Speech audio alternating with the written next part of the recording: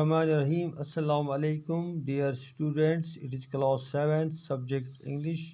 तो आज हमें पढ़ना है The Little Girl. Let us begin now.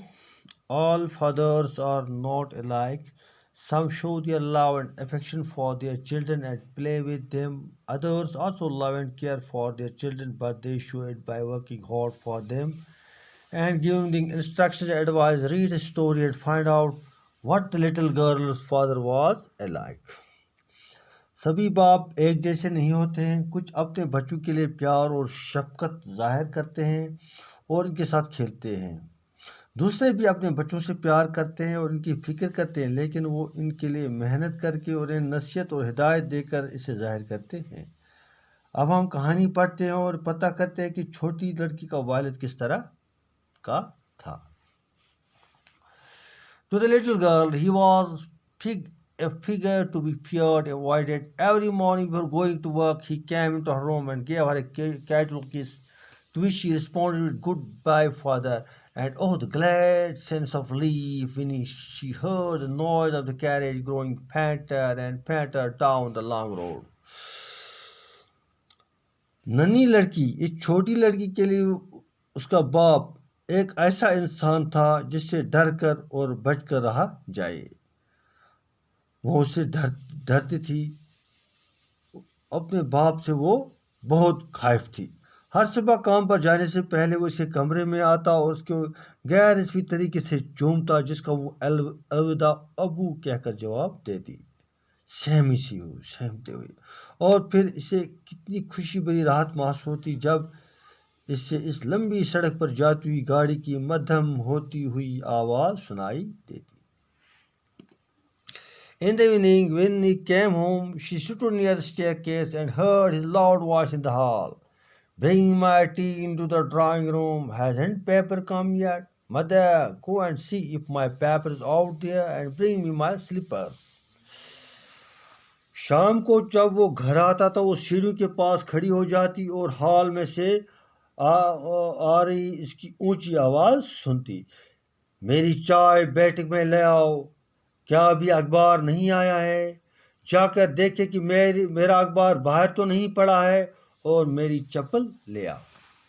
Kezia, mother would call to her, "If you are a good girl, you can come down and take off father's boots." Slowly the girl would slip down the stairs, more slowly settle across the hall and push upon the drawing room door. Kezia, माँ इससे पुकारती, "अगर तुम एक अच्छी लड़की हो तो तुम नीचे आकर अपने वालिद के जूते उतार सकती हो." आहिस्ता से लड़की सीढ़ियों से नीचे आती और बहुत आहिस्ता आहिस्ता हॉल को पार करती और फिर बैठक का दरवाज़ा धकेलती हुई खोलती। By that time he had his spectacles on and looked at her or them in a way that was terrifying to the little girl.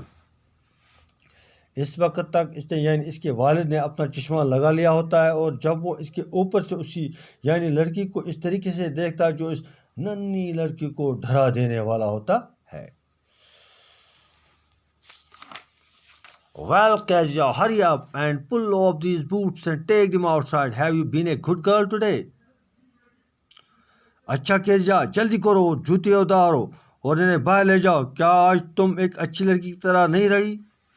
"I don't know, father." हड़बड़ाती है वो, "मुझे पता नहीं अबू."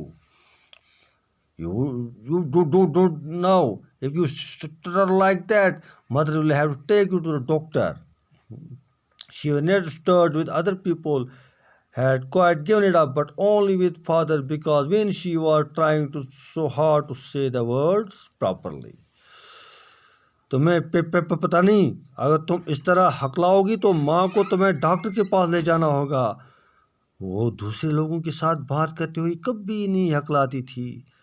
तकरीबन ऐसा करना छोड़ चुकी थी, लेकिन अपने वालिद के साथ बात करती हुई हकलाती थी, क्योंकि उस वक्त वो लफ्ज़ों को सही ढंग से बोलने की बहुत मुश्किल कोशिश कर रही होती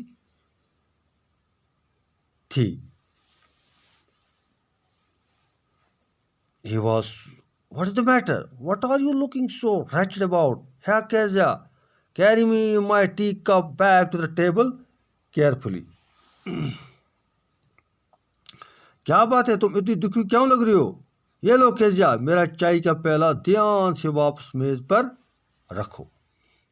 He was so big his hands and his neck, especially his mouth when he yawned.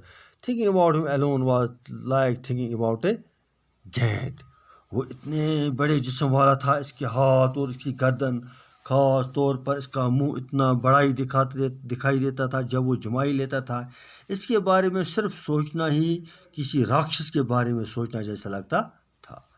That's all about today. Allah Hafiz.